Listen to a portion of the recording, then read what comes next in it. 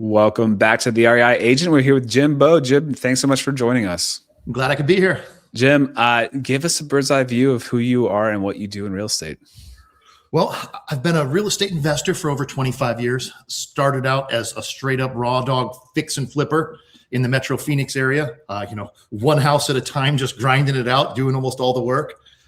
Built up a pretty big team doing that. We were running between 12 and 15 projects at a time. Wow. Okay. In the Metro Phoenix area. So we flipped a lot of homes. We built a whole real estate team around that.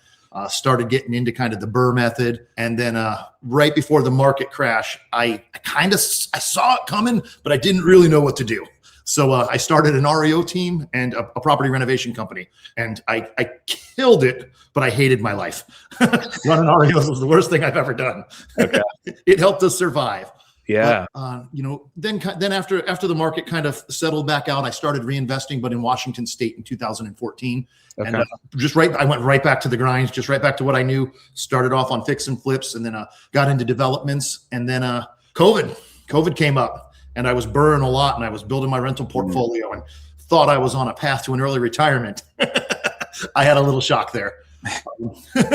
But what that opened me up to, though, I found sober living, and I now run sober living homes, and I teach people how to start and scale sober living homes now.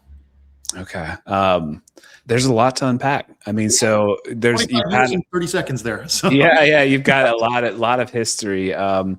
I guess it would be, what one could assume that the sober living method is now your favorite, of all the things you've had experience in.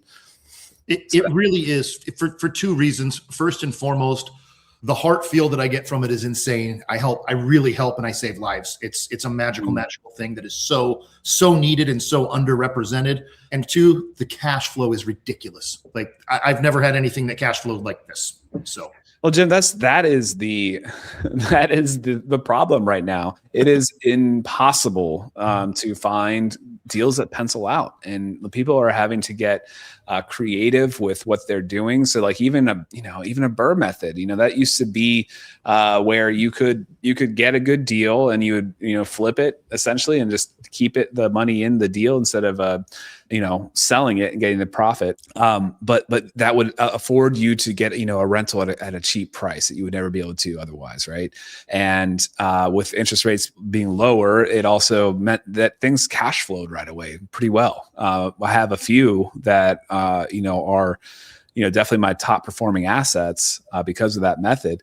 But then the last one we did, it was not possible to cash flow, and we have 30% equity in it because we did a DSCR loan. That's crazy. It's not going to cash flow at all, and so we had to turn that into a midterm rental, which now that has helped. So there are a number of strategies now these days that people are using, like midterm rentals. That's been gaining popularity. There are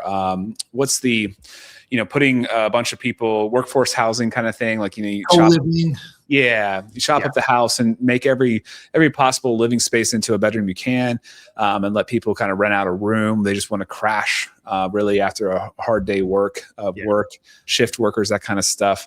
And then there are assisted living facilities and sober living facilities. So what brought you to that strategy? Like how'd you land there? And where did it go? It was literally doom scrolling after looking at my spreadsheet of just red with because it was literally like a switch went off.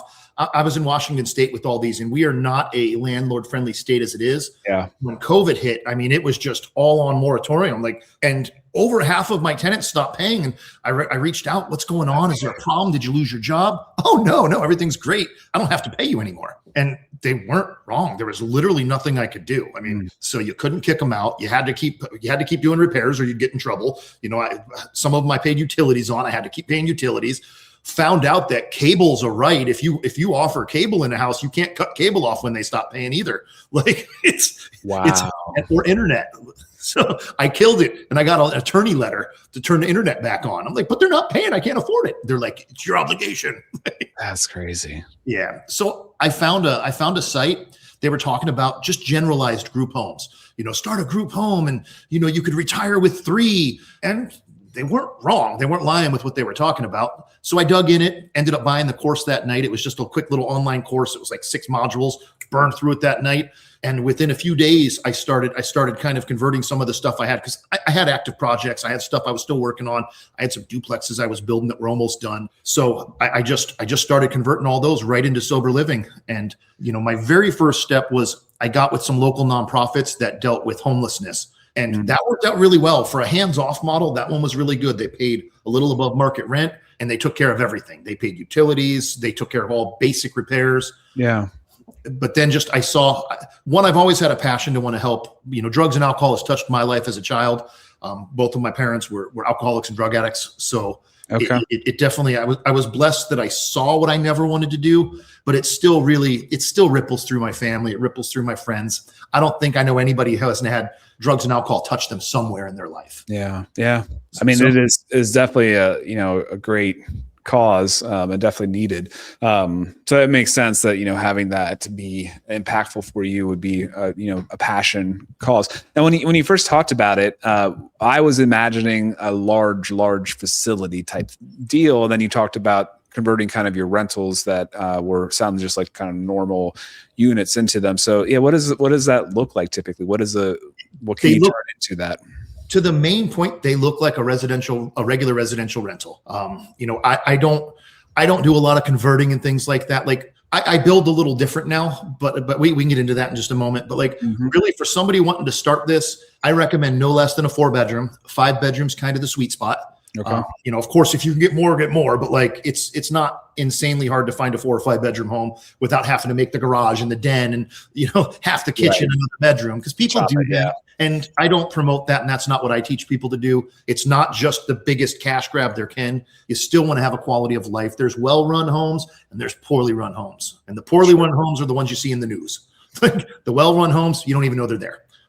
Sure. But that's how it's run. And in most states, you can do it completely unlicensed. There's only 5 states that are challenging to do it in, but you get paid a lot more when you do it in those states, because you do have to go through a little bit of process. So anytime you put friction there, you do end up getting to make more money. Okay.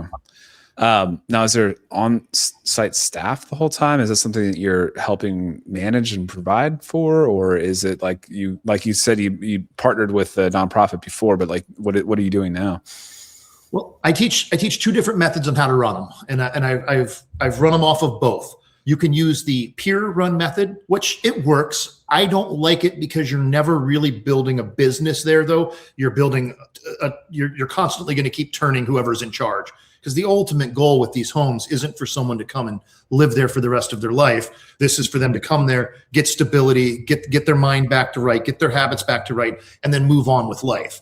So sure. I don't want to constantly be training a new person. So I hired staff right out of the gate. My staff, we run about 50 beds right now, and my staff is about part-time, because they hit the houses almost every day, but you're just we've got a 10-minute walkthrough checklist. We do pop buys, we do stuff, and you can run them either way and they can be very efficient. I prefer building a business and not a job for myself, because when I put people living there in charge, I end up creating a job for myself, because when they're not around or when they leave, now I'm taking it back over. Yeah. So I don't go to my homes. I mean, I check on them and stuff because I want to, but I don't run my homes. My team runs my homes for me. Sure. Okay. So, but it's not like somebody's there 24/7, like not at all. Staff. Yeah. Okay. Yeah. Okay. Well, yeah, I mean, that's interesting. I know, I just interviewed somebody who had turned a duplex into, I think, a home for mentally disabled people. And I think they had that set up as a triple net lease, which, that's kind of interesting as a residential property run that way. But that's definitely them leasing it out to somebody that's fully taking over or doing it themselves, et cetera. But you're running an actual business through this. And so that's a little bit different. And obviously something like that might need more on-site staff constantly than this kind of thing would. Without a doubt. I have an uncle who's in one of those facilities in the Metro Phoenix area right now. And they're just starting out, and they're kind of poorly run. He's probably not someone who should have been accepted in there, because his level of care is very high and they've got a very low level of care, but there's just not a lot of options where else he can go. So it's a tough one. I hope he makes it in there for a while until he can get into a better place for him. So. Yeah, it's a need there for sure as well. Yeah. Sorry, I thought I had it on do not disturb mode, guys. This life of a realtor. You get phone calls, you get texts. I try to keep that on do not disturb, but one got through, guys. No, okay, that's fascinating. I mean, like you said that you kind of are building houses differently, and you mentioned developing early on. So now, are you pretty much just focused on building new, specifically for this use? For the most part, when the right deals come by, I don't look for projects anymore, because when I look, I find them, and I'm an absolute. I need a sober living home for myself to not be an investor, because I am addicted. I love flipping houses. I love building houses. My wife's like, you need to stop. Yeah. But just some basic things that I do a little bit different is when I'm building out my new homes, what I do is I will put for the master bedroom, I will build a master bedroom entry from the master, but I end up covering it over. So I'll frame the door out, but then I rock over it and I put one in the hallway, just because when you do master bedrooms in these, I can't really charge. I don't charge more for someone being in that room, but I'd rather have more people be able to use all of the facilities. So then that way there's no private facilities, but long-term it's a little bit of sheetrock removal and then a little bit of sheetrock work, and boom, it's back to a normal home. So you can sell it or whatever, change the use of it. I do 2 closets in almost all of my rooms, but again, you could get one big closet in that room, or you could have like 2 nice closets. Just little things like that won't hurt me in the long run, but really help run this model, because I put 2 people per bedroom. Oh, okay. And there's 2 reasons behind that. The first one is the rate of recidivism, or them relapsing, is so much less when they have accountability. Putting people in their rooms alone, almost everybody that has relapsed in a solo room. Because I do have some places, because there's a square footage formula for rooms, and if it's under that, it's 120 here, 120 square foot for 2 people. I've got some places that are like 110. So I can't put 2 people in it legally. So those rooms are solos, and those if I don't graduate somebody into the solo rooms, they tend to relapse a lot faster. Okay. And then of course cash flow. When you're putting 2 people in a room, you're getting twice the rent for that room. So sure. It makes it make a lot of sense. And I get $850 a month per bed. So, you start doing the math on a 5-bedroom home, $850 times 10, the math starts mathing. Yeah, definitely a lot more. Well, how are people discovering this? If they need it, how does that all work? Well, that's another beautiful thing about this model. I get in touch with the inpatient drug clinics, so people go in to get clean, because that is the biggest difference that I think a lot of people don't understand. We don't help you get clean. We just help you stay clean. You've got to go through treatment. So we don't take people off the street. We take people from treatment centers. So one, we're referred people. We have a waiting list for our homes. We have a big board. We get called almost every day with someone looking for a bed. And they normally come to us with some sort of government subsidy. So they're coming to us with their first 3 to 6 months paid. Okay. And then we help them find other alternative payment methods as they get closer to their date of hey, you got 3 months. Cool. You're on month 2. You're going to run out next month. Do you have a job? Do you want to stay? We can take you to self-pay, or here are 5 resources that if you start calling them now, you can probably keep your funding going with other resources. So, wow. Okay. I've got some people that have been in my home round in 3 years now that have resources that have been paying for them for that whole time. For 3 years. I was going to ask then too, what's the average stay per person? 6 months is fairly average for us. I mean, we have people that fade out right away. We literally had a guy come.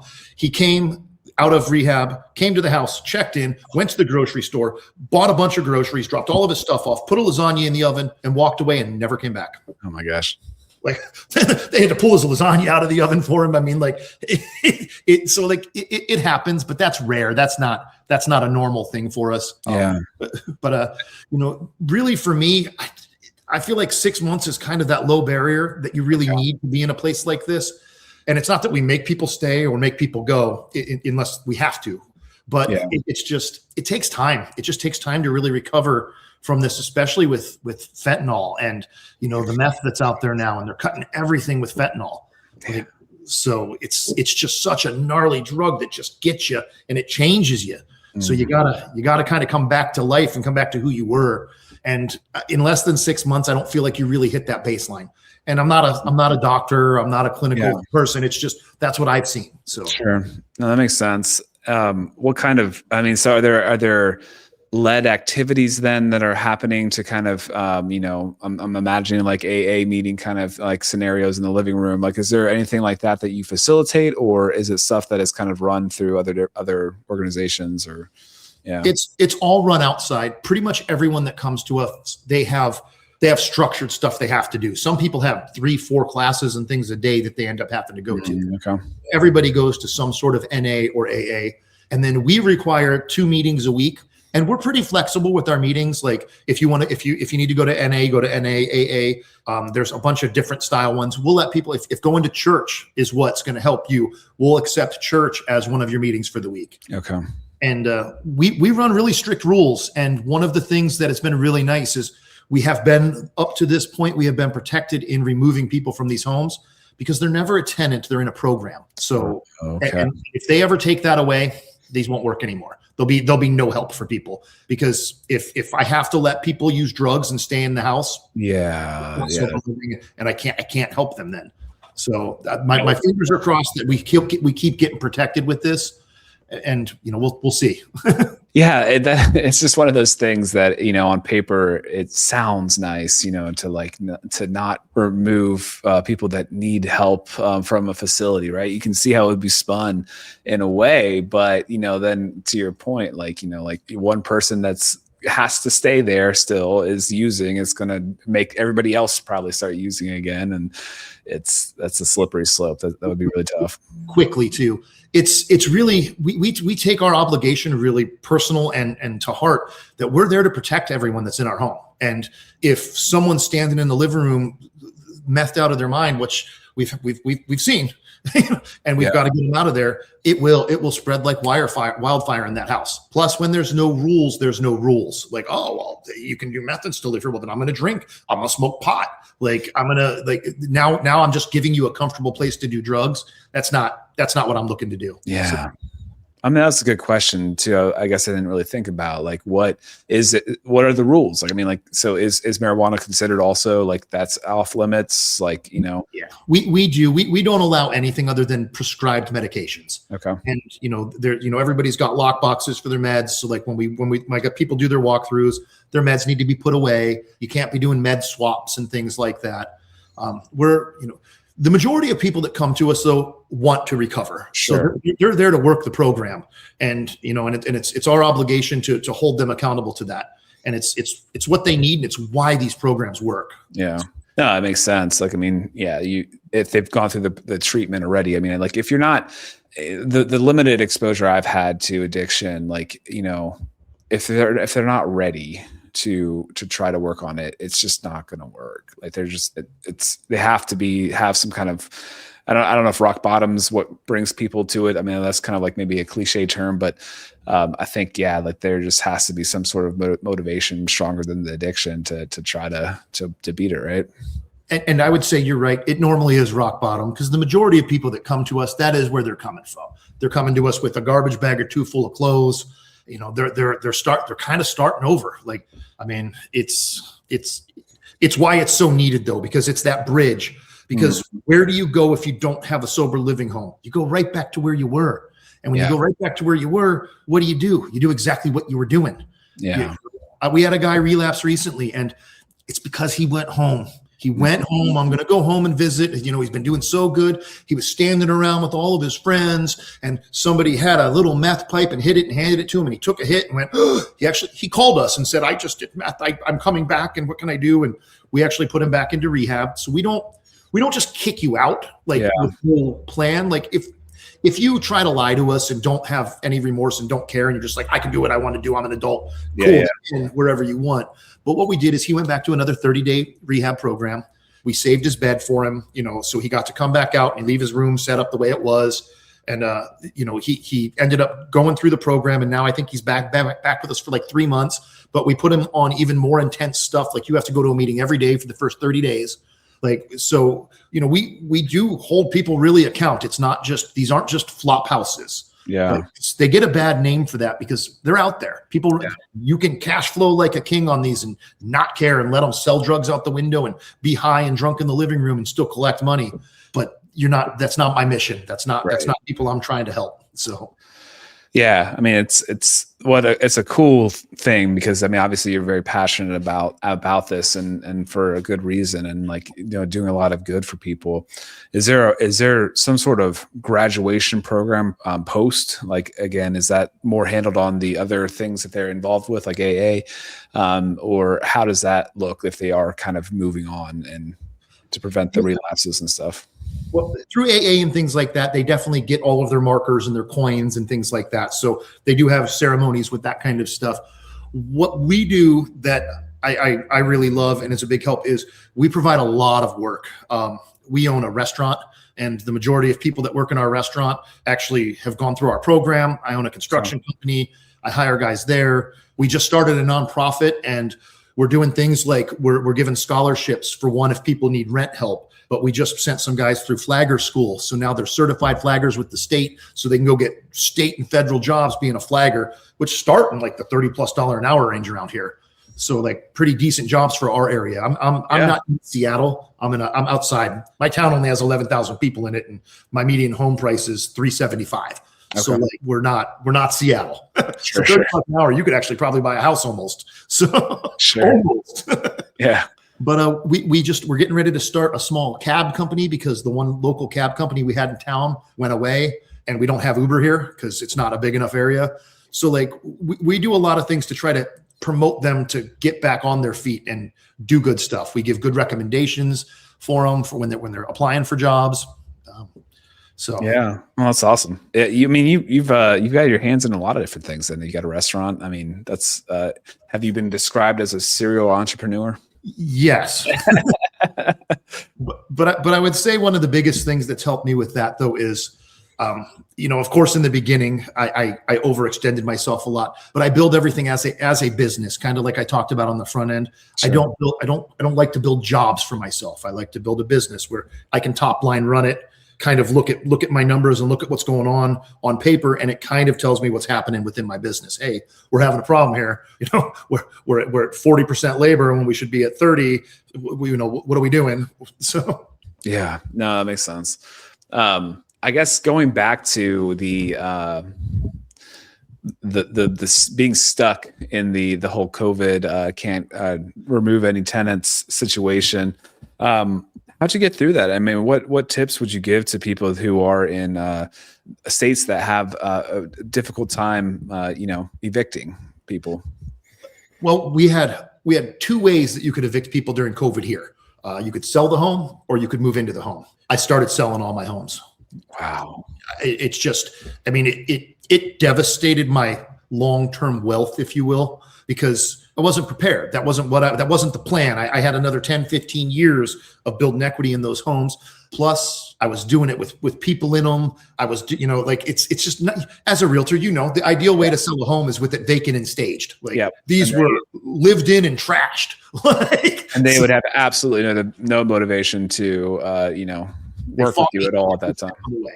Every step of the way, telling people they couldn't come in, I ended up having to show up for showings. I mean, it just, because I'd give them proper notice and be like, legally, we get to come in. I gave you notice.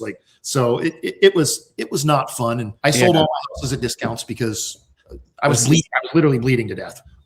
Yeah. I mean, I don't think people understand it. There's the landlord, the owners of property. I think people assume that person is just, killing it and, making tons of money off of rent and all this kind of stuff. But as when you own property, you might have a couple $100s of cash flow, whatever projected with all the good things that you're supposed to do, like save for CapEx, all those kind of things. But you have an HVAC go out or something like that. And you've made nothing, it's 2 years of profits gone. Here's your HVAC. and it's tough. It's a great thing long term. If that kind of thing doesn't happen, the real wealth is in that, the equity that's growing, especially I'm sure in an area close to Seattle. I'm sure that you saw a lot of growth through COVID and all that stuff too. But but yeah, so like then to have that on top of it, where you're forced to do this kind of things, or people are just obviously taking advantage of a system. Like, it's not the intent is big hearted. It's we don't want to put people on the street. There's a pandemic going on, but the result is terrible. Like it was one-sided, big hearted. Because there was, because like you said, I think everybody thinks that we're like Blackwater and we're out there buying homes cash, and it just doesn't matter to us. I mean, most landlords that are buying homes, they're small. They own 1 or 2 rental properties. It's their nest egg. Like they've saved up that 20% down for the past 10 or 15 years to get into that home, or they moved out of their first home into a step-up home and were able to work out how to do it and keep this one. And like you said, I mean, I think I had a banger of a house and I was making like $400 a month after all my expenses and stuff on it. I mean, yeah, that's good when you're collecting it. But for me, one eviction that I have to run through, because up here, they have free attorneys for tenants. It's $7,000 in attorney fees is what I spent on the last eviction. It took me 90 days to get them out. So I had to make 3 mortgage payments on top. Well, more than that, because it wasn't even done. I still had to do repairs, and the guy was messing the house up and kept calling me. He was damaging things and making me come fix them. And then after, I think I put about $6,000 into the house to renovate it back up to the standard that it was at. I mean, it's just, I was 15, 20 grand into just that eviction. Like it was a nightmare. And then do that times 3 or 4 or 5 of them. Yeah. And it's good that we've had this long conversation about how big of a heart you have and how much you're trying to help people. Right. Because like it's people, again, assume the wrong thing. And like, it's people taking advantage of situations. They will, if they're there. And, we can all agree that, we should all pay our way. Like, right? I mean, or there should be some sort of payment for services, et cetera. Like it's literally robbing you.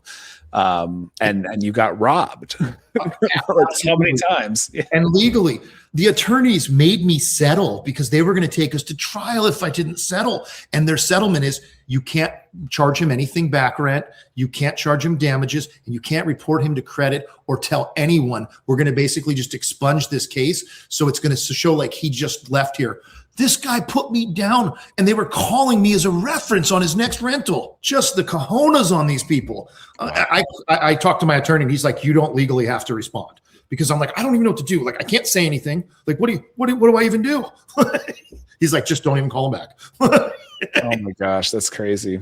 I had a guy, I want to say from Portland, on the show at one point, and he had this whole strategy of how to get tenants out, and he had this whole kind of vigilante type.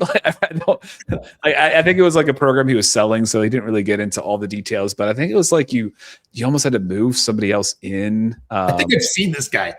You know what I'm talking about? And just kind of annoy the crap out of the person. Which is just absurd.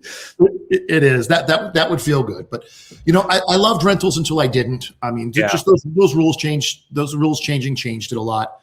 And now with the people, even when we remove people, but if somebody goes into self-pay in one of our homes, we've got a couple people right now we're working through it with them hey, your funding ran out. You don't have a job yet.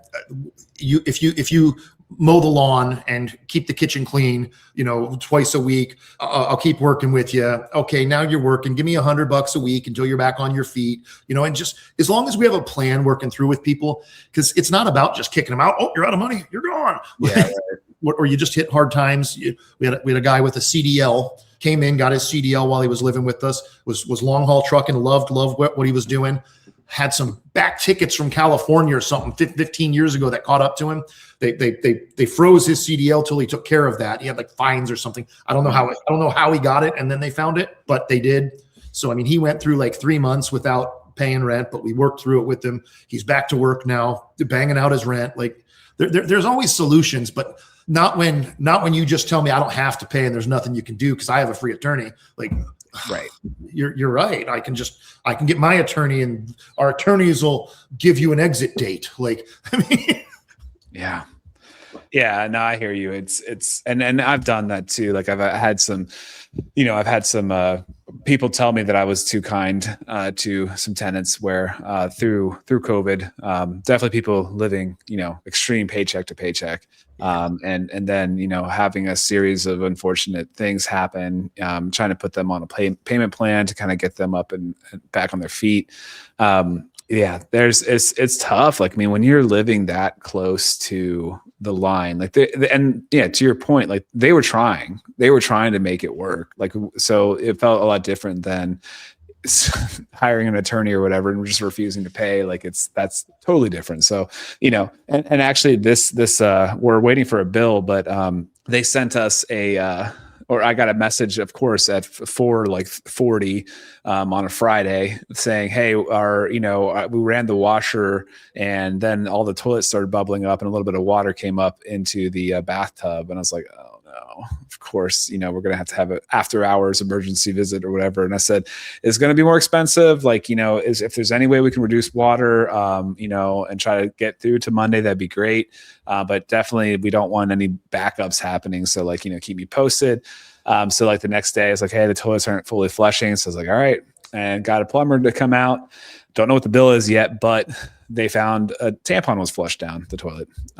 And clearly in the lease, if it's something that they did, it's their responsibility. Now I'm thinking, if that's like a $500, $600 bill, I don't know what it's going to be.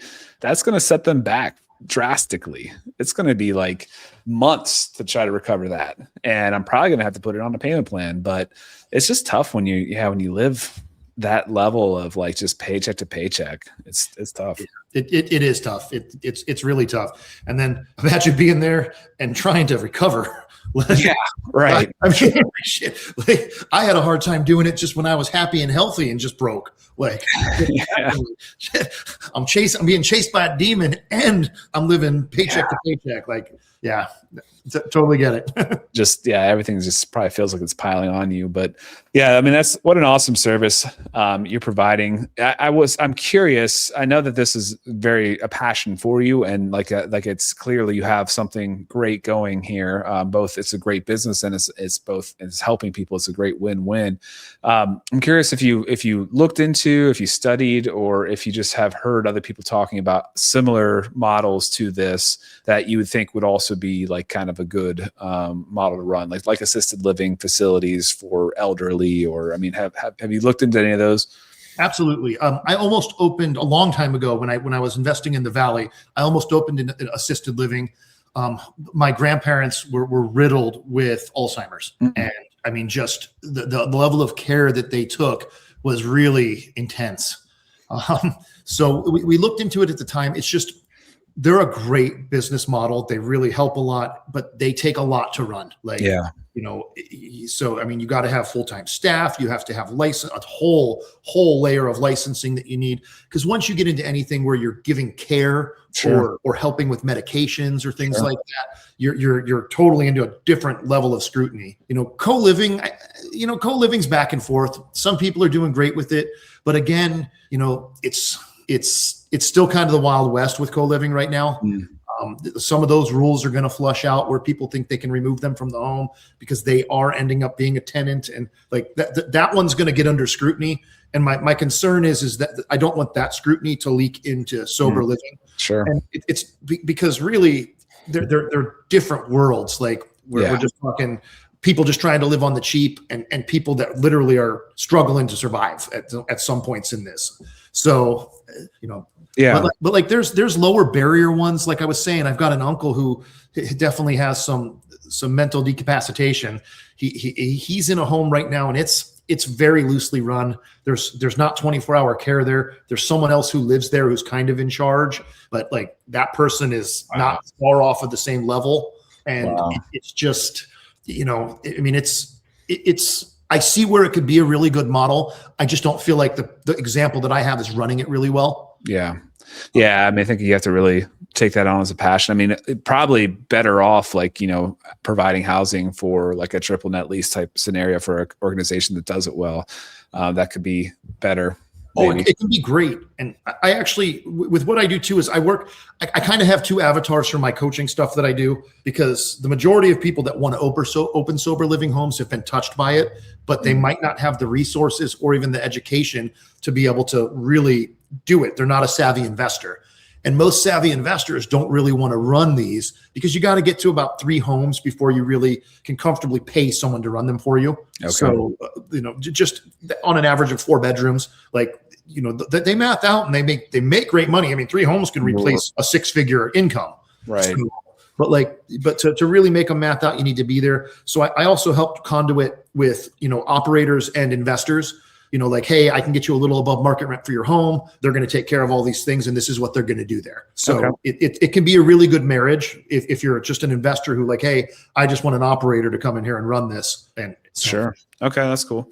What about zoning? Like, is that, do you have to get any kind of special use permits or anything like that for having that many people unrelated living together? You don't, because addiction is classified as a disability. So you run into ADA, and like, it's been upheld pretty much everywhere. There was over in Illinois, there was a case that recently, it was an older one. It started in 2019 and it settled, I think, in 24.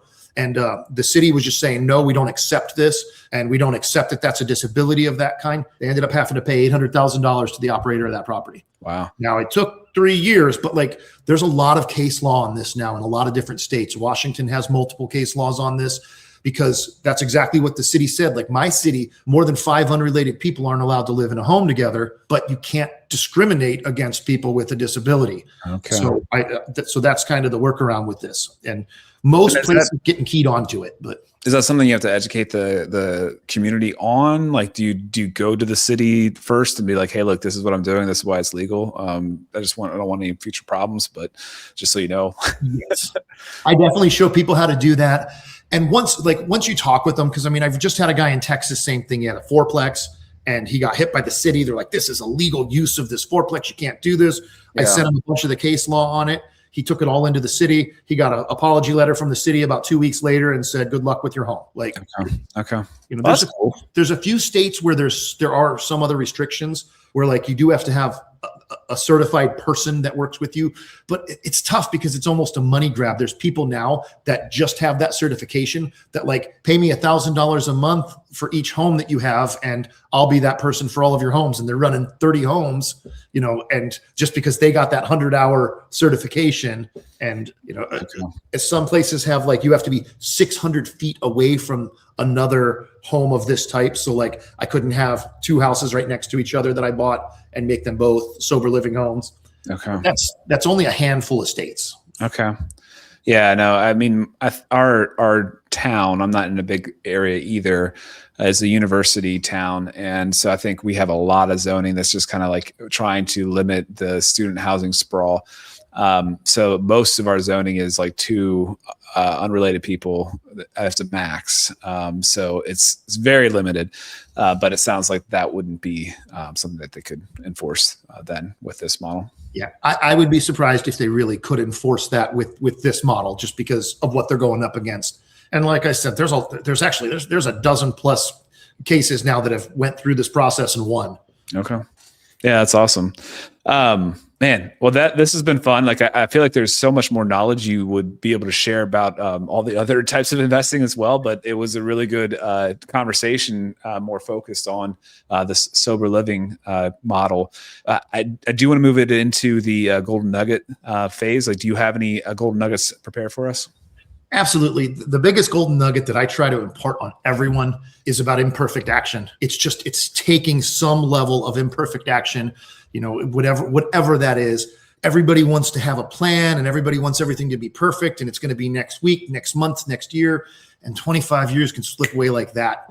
I've been trying to give back the way that I'm giving back now for 20 plus years. And it just, the next deal came up, the next issue came up, the next big thing came up, and I just didn't take any of the imperfect action. I'll get to it later. And whether it's getting on a course with somebody, whether it's buying a book, whatever that imperfect action is, just jump, take some action, and it's gonna snowball into something great if you keep after it. 100%. I agree so much. I think Zig Ziglar has a really good line about you wait for all the lights to turn green on the path to what your destination or whatever, you'll never leave. So it's very true. And I think, a lot of people have, analysis paralysis as far as, looking at all the different things that they could do. If you have this model as an example of something you want to take on, it may not be the first thing you can do in the investing space. That might be too lofty of a goal. Maybe, I don't know, unless you first, maybe buy the house that could become that and live in it as your primary and then move out could be a way. I mean, and you've talked about the operators, being an operator as opposed to an owner as well. But you can get to that place. And I think the point is like taking action and moving towards where you want to be instead of just thinking about it or whatever, just putting it on the back burner. Absolutely. Well, you can actually get to that place really quick. You 100% can rent homes and do this. I've got a guy in 2 towns over that I communicate. We do a mastermind together. He has 24 sober living homes. Doesn't own one of them. Okay. Not a single one of them. Arbitrage. Okay. Yeah. The guy's cash flowing like a king, though. Like the cash flow that this guy has is insane. Like he doesn't have property taxes. He doesn't have, So that's like going to an investor and arbitraging, right? Like signing a lease and then putting that facility in, kind of like the Airbnb arbitrage model. Very, very similar, and it's very doable. And once you know how to explain this to an investor, you get an investor, he is going to go, or they're going to go out of their way to buy you more homes. Because I've got another lady that she's on her 4th home, same investor. He actually came into my town, walked my properties with me. I showed him what I was doing. He kind of followed my model, and he's on his 4th home with her now. There you go. Yeah. That's awesome. Cool. And then, you start building up cash flow from that, and you can start maybe buying your own as well. Absolutely. That's the goal, unless it's not your goal. One dude doesn't want to buy. He doesn't want to own any houses. He's very happy. Well, yeah. So to me, I think like I would advise people. I mean, do what you want. Do follow your goals. Like if you're taking action, good for you. But I think there's 2 buckets, earned income and the wealth building investments. And I think that's where, it would be nice to have both. But agreed. Because if something dried up, some reason that this, stopped working for whatever reason, then you would have houses you could sell if you did the other one, which hopefully it never does. So this is obviously a need. Any other golden nuggets? I would say that's really my biggest one for people. I feel like that solves almost all problems. Love it. No, it's a great one. What about a book, a fundamental book you think everybody should read, or one that you're currently really enjoying? Well, it's 3 books. Sure. Alex Ramose's. Oh, yes. His $100 million leads, $100 million offers, and $100 million money models. I don't care what business you're in sales. Like, I don't care what you're doing. You got to sell something somewhere sometimes. And getting in his mindset, like it's just his simplicity of breaking these insanely complicated things down have changed my life, because I followed so many people that make this so hard. And he's just like, sad person, you have something that makes them happy. They pay you. Now you're both happy. I mean, it's just like, oh, that makes sense. He's brilliant. His whole that it was for the $100 million model launch that he won whatever. He had the most book sales ever, and the layers of that whole thing for him was just absolutely mind blowing. And it's like you almost feel like you're being manipulated, but he's telling you exactly what he's doing and teaching it that it doesn't. You know what I'm saying? Like I do. It was absolutely insane.